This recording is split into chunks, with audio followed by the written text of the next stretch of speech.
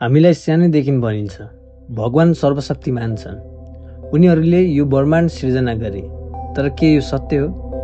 कि त हामी अरू कुनै उन्नत सभ्यताद्वारा सिर्जित एउटा ल्याबोरेटरी भित्रको क्यारेक्टर मात्र हौ?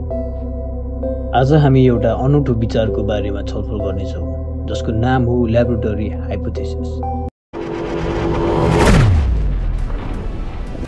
प्राय सबै धर्महरूमा भगवान स्वर्गबाट झरेका हुन्छन्। उनीहरूसँग अद्भुत शक्तिहरू छन्। तर विज्ञानको दृष्टिकोणले हेर्दा के यी भगवानहरू उच्च विकसित एलियन हुन सक्छन्? कि उनीहरू हाम्रा पुर्खाहरूलाई मार्गदर्शन देखाउन मात्र आएका थिए?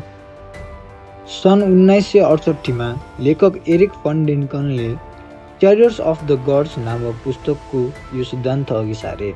उनले भने प्राचीन मानव सभ्यतामा आएका यी देवताहरू अरू कोही नभएर अरू ग्रहबाट आएका प्राणीहरू हुन् जुन हामीभन्दा एकदमै विकसित थिए। के हामी प्रयोगशालाभित्रका मात्र एउटा क्यारेक्टर मात्र हौँ? ल्याबोरेटरी हाइपोथेसिस भन्छ कि हाम्रो ब्रह्माण्ड कुनै उन्नत सभ्यताको ल्याबभित्रको एउटा कम्प्युटर सिमुलेसन मात्र हुन सक्छ। यसको मतलब हामी कुनै शक्तिशाली प्राणीको परीक्षणको हिस्सा हौँ? के हाम्रो वास्तविकता मात्र एउटा साइन्स प्रोजेक्ट हो? यी सबै प्रश्नहरू रहस्यमय छन्। के भगवान वास्तवमै छन्? कि त हामीलाई कुनै एलियन सभ्यताले सृजना गरेको हो? यो सिद्धान्त पक्कै प्रमाणित भइसकेको छैन, तर सोच्नै पर्ने बनाउँछ, होइन त? तपाईँको विचार के छ? के भगवान वास्तवमै छन्?